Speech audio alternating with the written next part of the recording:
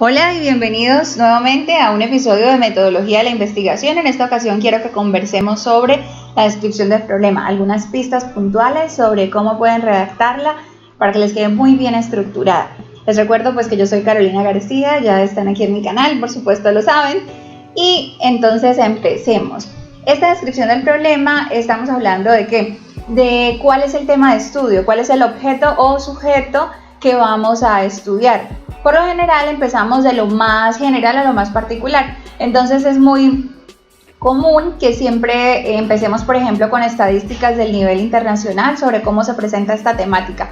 Vamos a poner un ejemplo concreto. Si yo quiero hablar de la violencia contra la mujer, entonces es probable que busque organismos internacionales que tengan estadísticas sobre la temática y empiece contando eso, cuál es la situación de la violencia contra la mujer en el mundo, luego lo aterrice a Colombia y finalmente al departamento en el cual estemos ubicados o a la ciudad en la cual estemos ubicados. Entonces lo primero es eso, contar qué es lo que yo voy a analizar, porque en la medida en que yo delimite ese objeto o sujeto de estudio, pues le va a quedar más claro al lector qué es lo que yo le estoy contando. Siempre tenemos que pensar cuando escribimos en que estamos escribiendo para alguien. Entonces la pregunta es, ¿cómo le hago muy claro al lector el tema que a mí me interesa? Y ese tema, ¿cómo se diferencia de otros, no? A veces entonces podemos hacer párrafos de lo que no es, de lo que sí es, para terminar definiendo de manera concreta, entonces a esto es a lo que me estoy refiriendo. Por ejemplo, si hablamos en este caso hipotético de la violencia contra la mujer, podríamos ser mucho más específicos y decir que nos queremos quedar únicamente con el feminicidio, por ejemplo, y descartar otros temas como la negligencia, la violencia económica, la violencia psicológica o la violencia sexual. Eso depende de yo que quiero estudiar, por supuesto, de qué tanto quiero delimitar o por el contrario ampliar la investigación, pero es importante que de entrada en la descripción del problema o en el planteamiento del problema ustedes relaten cuál es el objeto de estudio, que lo delimiten, es decir, dónde se presenta, dónde lo voy a estudiar yo, porque listo, hacemos todo ese bagaje de lo internacional a lo local, pero hay que aterrizar en lo local, que es donde usted lo va a investigar, y en ese lugar hay que profundizar. Entonces comenzamos definiendo qué es lo que voy a estudiar, cómo lo entiendo, según quién lo estoy entendiendo de esa manera. Por ejemplo, pongamos otro tema, la violencia en los niños, según quién, porque cada autor la puede plantear de una manera distinta. Otro tema, las representaciones sociales. Ahí ya empezamos a discutir desde qué teoría, está desde la psicología social, desde la comunicación de masas. De pronto, de cada perspectiva teórica que usted separe, hay una definición distinta. Entonces ese es el momento para decir, estoy tomando este concepto o este sujeto o este problema y lo estoy entendiendo de esta manera. Tenemos otro ejemplo diferente, más aterrizado a, por ejemplo, las áreas de la salud o la regencia en farmacia. En ese caso podríamos plantear un problema y es el uso de antibióticos. Y en el caso del uso de antibióticos, pues tenemos todo lo que nos dice la Organización Mundial de la Salud sobre lo que deben estar haciendo el personal de la salud, y es evitar ese uso irracional. Podemos partir de eso, de una política pública, de una política internacional, y a partir de ella entender el concepto que estamos manejando. En esta descripción del problema entonces voy a primero definir qué es lo que quiero estudiar. Segundo, ubicarlo tanto en el mundo como contexto, como en el país, como en el departamento, como en el lugar en el cual yo estoy analizando mi investigación. Y finalmente definiendo o estableciendo la perspectiva teórica desde donde estoy entendiendo yo ese problema. Delimitar el tema también tiene que ver con delimitar los objetivos de la investigación, el tiempo de recolección de la información. Aquí tenemos que entrar un poco a justificar el tiempo. ¿Por qué ahora? ¿Por qué no hace un año? ¿Por qué no más adelante? ¿Qué tiene de particular este momento? Entonces también empezamos a mirar, pues, qué tiene de relieve, ¿no? ¿Qué está pasando en el contexto? ¿Están aumentando los casos de feminicidios? ¿Está aumentando la violencia contra la mujer? ¿Está aumentando la violencia contra los niños? O por el contrario, ¿está aumentando la automedicación? Y eso hace que sea pertinente, relevante y necesario realizar esta investigación. El tiempo también es importante para dar cuenta de eso, ¿no? De cómo se está moviendo esta situación en la actualidad y por qué tenemos que enfocarnos como investigadores en esta situación que nos ha llamado la atención para investigarla. Y como la estamos investigando, ya conocemos los antecedentes, que es el siguiente punto, establecer esos antecedentes. Yo no soy el primero que está estudiando este tema, muchas otras personas ya lo han estudiado. Entonces, en la descripción del problema también decimos, bueno, mire, esto ya lo vienen estudiando fulano, sutano, ¿quiénes son los expertos? Por eso yo les recomiendo que antes de hacer la descripción del problema, hagan primero los antecedentes. Me parece mucho más relevante. Ejemplo, tener clarísimos los antecedentes y tener clarísimos el marco contextual y el marco legal, dependiendo de las temáticas. En algunas temáticas es más relevante que en otras, pero dependiendo de esos tres elementos, ustedes ya van a tener muchos argumentos políticos, económicos, sociales, ideológicos y contextuales con estadísticas y cifras para poder sentarse a redactar la descripción del problema, y eso les va a facilitar muchísimo la información. En este caso, al hablar de los antecedentes, ¿a qué me refiero? Redactar unos 2, 3 párrafos en los que ustedes digan, mire, los expertos en el tema han dicho esto, en Colombia se ha estudiado de esta forma, fulano y sutano adelantaron investigaciones similares. Incluso a veces cuando revisamos los antecedentes encontramos investigaciones idénticas a la que yo quiero hacer, pero de pronto en otra ciudad o de pronto con otro objeto de estudio. Por ejemplo, digamos que vamos a analizar la violencia en una película y yo encuentro unos antecedentes que ya han analizado la violencia en otras películas. Vamos a ser más específico, películas colombianas. Entonces encuentro antecedentes que analizan las películas colombianas hasta el 2015. Yo tomo entonces las películas colombianas del 2015 al 2020. De esa manera mi investigación es pertinente, me doy cuenta que otros ya han analizado lo mismo, que yo puedo avanzar en esta temática, en este campo de estudio, pero reconozco que ya hay otros y miro cómo lo han hecho ellos. Entonces aquí hablo de realizar unos 2 o 3 párrafos donde usted me diga qué han hecho los demás, desde el punto de vista de temas similares, metodologías similares, marcos teóricos similares, porque eso será un aporte gigantesco para su propia investigación y además evidencia que usted conoce el área de estudios y sabe qué de nuevo, de diferente, de original tiene su investigación, y eso será lo que finalmente la haga pertinente. Aquí en la descripción del problema lo contamos como que, mire, se ha hecho esto. Y en la justificación, eso nos sirve como un argumento de valor para decir que la investigación es pertinente. Porque, por ejemplo, yo aquí digo, mire, es que ya se han hecho muchas investigaciones sobre el cine en Colombia, pero no se ha abarcado los años 2015 al 2020. Y ahí es donde entra la justificación a mirar que esta investigación tiene un elemento original o diferente que otras no han tocado con anterioridad. Describir el problema. Se trata de describir cuál es la situación actual de este problema en el mundo, en el país, en la región, y a través de cifras, datos, argumentos de valor. Algunos temas no tienen estadísticas. Ejemplo, si yo hablo del uso de antibióticos, seguramente sí existen estadísticas sobre el número de antibióticos que se venden en el país, o estadísticas de esto, cómo genera otras enfermedades ya dadas por la Organización Mundial de la Salud. Eso va a ser muy importante. Pero si yo les hablo a ustedes de la representación de violencia en la televisión, pues más que una estadística, sería más relevante, por ejemplo, evidencias como ejemplos. Y ahí es donde entramos a mirar qué es argumentar. Argumentar no es solamente dar estadísticas, también puede ser ejemplificar. Con un ejemplo yo puedo demostrar que existe la violencia y que se manifiesta a través de programas televisivos. Podemos buscar una nota de prensa donde hayan victimizado a una persona, ¿no? Por ejemplo, en estos titulares a veces de los feminicidios, cuando dicen que la mujer la mataron por estar vestida de esa manera, la mataron por estar en el lugar equivocado. Es decir, que se culpa a la víctima y no al homicida. En ese ejemplo estamos viendo cómo un medio de comunicación incide en formas de violencia, y eso es una forma de representar la violencia, en este caso las víctimas como culpables de la situación. Y ahí no tenemos una estadística, no podemos decir qué porcentaje de los medios de comunicación hacen eso, pero la estadística no es tan relevante en este ejemplo. ¿Qué es lo importante? La evidencia de que sucede, porque como que suceda una sola vez en un medio de televisión, en un medio de comunicación, en una red social, donde va a tener miles y millones de impactos y de usuarios y de consumidores, tiene una relevancia. No pensemos los argumentos solo en términos de estadísticas, pensemos argumentos como definiciones de expertos, como obviamente estadísticas, cifras de organizaciones o de entidades confiables, y también de situaciones particulares que podrían ser tomadas para ejemplificar una situación o para mostrar una relación de causa y efecto, y eso también es una manera de argumentar.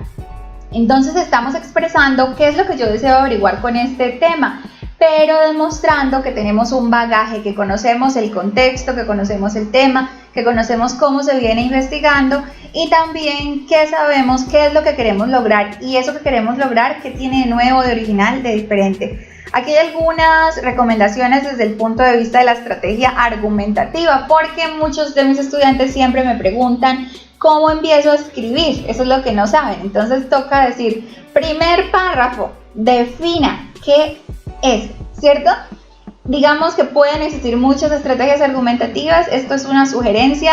Si usted tiene dificultades para escribir y no sabe por dónde arrancar, de pronto podría redactar algunos párrafos sueltos y en la medida en que tenga mayor comprensión del tema y de la estructura narrativa que quiere desarrollar, pues puede reorganizar las ideas. Pero si no tenemos ninguna idea y no sabemos cómo empezar a escribir el primer párrafo, entonces, primer párrafo, defina qué es lo que usted está estudiando, cuál es el problema, qué significa. Ejemplo, si usted quiere estudiar la adherencia al tratamiento en pacientes diabéticos, por ejemplo, si a usted le interesa trabajar con pacientes diabéticos, ¿qué es la diabetes? Primer párrafo, la diabetes es, según una fuente confiable, por supuesto.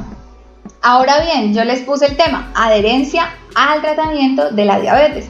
Entonces tenemos dos temas que definir. Primer párrafo, ¿qué es la diabetes? Segundo párrafo, ¿qué es la adherencia al tratamiento? Nos referimos a que las personas sigan al pie de la letra, según las indicaciones, la forma de tomar o administrar esos medicamentos en las horas adecuadas, en fin, todo lo que implica un tratamiento médico. Entonces podemos empezar esos primeros 2 o 3 párrafos definiendo esas temáticas centrales. Aquí tenemos 2 temáticas, adherencia y la enfermedad particular, ejemplo, diabetes. Después de que yo defina, ese es mi primer argumento, definir, según una fuente confiable. Luego de que yo defino, una estrategia argumentativa es clasificar. ¿A qué se refiere? A que muchos conceptos suelen ser muy complejos. Cuando los conceptos son tan amplios y tan complejos, a veces es necesario clasificarlos. O, por ejemplo, si yo les dijera a ustedes los colores, ya empezamos a clasificarlo en colores primarios y secundarios. Y ustedes pues ya saben cuáles son esos colores. Y ahí vamos viendo como si fuera un mapa conceptual, cómo empezamos de un concepto que es muy grande y abstracto, colores. Y luego ya empezamos a dividirlos. Primarios, secundarios, y ya luego allí podemos empezar a hacer como una especie de mapita o arbolito en el cual nuestro concepto se nos va a ampliar y a ramificar muchísimo en la medida en que nosotros tengamos más conceptos o más definiciones. Y estas 2 estrategias argumentativas van de la manito. Si usted define, luego clasifica, y si usted clasifica, tiene que volver a definir. Ejemplo, si usted me dice que su tema va a ser la diabetes, entonces primer párrafo, ¿qué es la diabetes? Segundo párrafo, ¿qué tipos de diabetes existen? Ahí estamos clasificando. Si usted me dice que existen 2 tipos de diabetes, el siguiente párrafo tendrá que ser definir la diabetes, el primer tipo y el segundo tipo. Entonces estamos haciendo un ejercicio de argumentación, definir, clasificar, volver a definir. Y tercer elemento, y aquí ya tendríamos unos 5 párrafos en nuestra descripción del problema, ejemplifique. Es decir, deme un ejemplo de ese tipo de diabetes. Entonces digamos diabetes mellitus. ¿Qué es la diabetes mellitus? Definir. Y luego deme un ejemplo de cómo se presenta o de cuándo se presenta. O, por ejemplo, si usted tiene un dato, dígame qué porcentaje de los diabéticos en Colombia presentan este tipo de diabetes. Esa sería una manera de clasificar. Vamos a dar otro ejemplo. Pensemos, por ejemplo, en la violencia. Hablemos, no sé, de la violencia con los niños en los hogares. Tenemos un concepto grande que es violencia. Luego tenemos otro concepto más concreto que sería violencia infantil, y ahí ya estamos delimitando, bueno, quién define la violencia infantil, de qué se trata, cuáles son los tipos de violencia infantil. Y si vamos al bienestar familiar, nos van a poner la lista del tipo de delitos que se tipifican en Colombia: psicológica, física, sexual, negligencia, abandono, en fin. Entonces podemos ya empezar a definir uno por uno y delimitar cuál quiero yo hacer. Entonces, primer párrafo, ¿qué es la violencia? Segundo párrafo, ¿qué es la violencia infantil? Tercer párrafo, dentro de la violencia infantil, ¿cuáles tipos de violencia se presentan? Y ya dijimos que iban a ser física, psicológica, sexual, negligencia, abandono. En fin, 5, 6, 7 conceptos. Bueno, entonces ya en el siguiente párrafo me toca delimitar ¿cuál de esos 7 subconceptos será el que yo voy a trabajar? Digamos que me voy a quedar con negligencia. Entonces, en el siguiente párrafo, ya llevamos 3 o 4 párrafos, voy a definir qué es negligencia, según un autor respetado en el tema, y luego le pongo un ejemplo, y pongo ejemplos concretos, o incluso podría buscar en la prensa un caso en particular en el cual se haya presentado una situación de negligencia. De esa manera, el lector va a tener súper claro, primero, de dónde se desprende todo el tema, porque yo le estoy como llevando en ese camino de lo más complejo a lo más simple, y luego, como le pongo un ejemplo de la realidad, él va a entender cómo escribir. Primero defina, segundo clasifique, tercero ejemplifique. Ejemplifique con datos de la realidad, si puede, con estadísticas, si existen, si las hay, si el tema tiene ese tipo de datos. Si el tema no tiene ese tipo de datos, busque ejemplos concretos de la realidad en donde se pueda manifestar que ahí se presentó un problema y que ese es el problema que usted quiere manejar, para que sea mucho más claro para las personas, pues comprender de qué se trata la investigación que usted quiere realizar. Sigamos argumentando. Otros elementos que utilizamos para argumentar es contextualizar, y en la descripción del problema vamos a contextualizar muchísimo. Por eso les decía que también podían arrancar por el contexto. ¿Qué pasa en el mundo con este problema? ¿Qué pasa en Colombia? ¿Qué pasa en mi departamento, en mi región, en mi ciudad frente a este problema? Entonces, esa sería otra manera en que podríamos arrancar nuestra descripción del problema. Primer párrafo, ¿qué pasa en el mundo? Estadísticas de la Organización Mundial de la Salud, de la Organización Panamericana de la Salud, estadísticas de América Latina. ¿Qué quiero hablar de economía? Listo. ¿Qué dice la CEPAL? ¿Qué dicen las entidades encargadas a nivel mundial de trabajar esta temática sobre el tema que usted está estudiando? Luego, ¿qué dicen a nivel de América Latina, de Colombia? ¿Qué pasa en su ciudad? ¿Hay entidades a cargo de ese tema? ¿Será que hay una Secretaría de Equidad y Género? ¿Será que hay un ICBF para el caso de la violencia infantil? ¿Será que hay un Instituto Departamental de Salud para el caso de la automedicación, para el caso del manejo de medicamentos y ventas y demás? Entonces tenemos que buscar esos informes de las entidades responsables para tomar datos de qué está pasando, y esa es una manera muy importante de argumentar y necesaria, porque además le da a usted suficiente conocimiento para saber cómo se está manejando la temática en el país, en el mundo, en la región, en Colombia. A partir del análisis de los antecedentes, a partir del análisis de los informes de todas las entidades involucradas, ¿cuál es el estado del arte en esta temática? ¿Qué se está haciendo? Y ahí podemos señalar cuáles son las tendencias teóricas, metodológicas y el tipo de población que estamos manejando. Por ejemplo, tendencias teóricas. No, mire, es que la mayoría trabaja con este autor. Por ejemplo, cuando yo trabajé el tema de la violencia con los niños, el principal autor en Colombia es Enrique Chaux, por ejemplo. Entonces uno puede redactar un párrafo contando eso, que en Colombia existen autores que han trabajado la temática de la mano del Ministerio de Educación, como fulano de tal. Tendencias metodológicas, por ejemplo, uno puede decir, no, la mayoría lo ha hecho de manera cuantitativa, mi investigación va a ser cualitativa, o por el contrario, todos lo han hecho de manera cuantitativa, entonces se retoma pues este camino metodológico, porque ya existen unos instrumentos validados a nivel internacional y demás. O qué tipo de población va a manejar. Usted, por ejemplo, podría decir, no, mire, todos han trabajado con jóvenes, yo voy a trabajar con niños, o por el contrario, voy a trabajar con adultos, en fin. Conocer cómo lo vienen haciendo otros, al conocer los antecedentes, al conocer las estadísticas internacionales, le permite a usted definir mucho mejor en dónde es que usted se va a quedar, con qué población, con qué problema, con qué temática en particular, porque usted está conociendo, y aquí voy al siguiente punto, cuáles son los vacíos que existen en este campo de estudio, es decir, qué no se ha hecho. Después de que usted se leyó los antecedentes, después de que usted leyó todos los elementos contextuales, ¿qué es lo que falta por hacer? Ah, no, mire, es que en mi ciudad, en mi barrio, en mi negocio no se ha estudiado esta temática, y es igualmente importante porque están pasando estas y estas situaciones. Eso nos lleva a que, a partir de todo lo que usted ha aprendido, pueda contarnos cuáles son los vacíos teóricos, metodológicos, o la relevancia del tema que usted va a trabajar, qué es lo novedoso. ¿Es lo novedoso el tema? ¿Ese tema nadie lo ha manejado? ¿O lo novedoso, por el contrario, es la población? Usted va a trabajar una población que no se había trabajado con ese tema. ¿Qué es lo novedoso? ¿Cómo su investigación le va a aportar algo a ese campo de estudios, a esa teoría, a esa metodología o a esa población en particular que se verá beneficiada con estos resultados? Y allí es donde entonces empezamos a contextualizar en nuestra propia población o comunidad. Por eso les decía que sería muy bueno que primero hicieran el marco contextual, porque de esa manera ya conocerían el lugar a profundidad. Y es que en la descripción del problema hay que mencionar el lugar. No, mire que yo voy a trabajar en este barrio. Listo, ¿cómo se llama el barrio? ¿Cuál es la historia del barrio? ¿Cuántos años tiene de fundación ese barrio? ¿Cuántas personas habitan en ese barrio, en esa localidad, en ese lugar?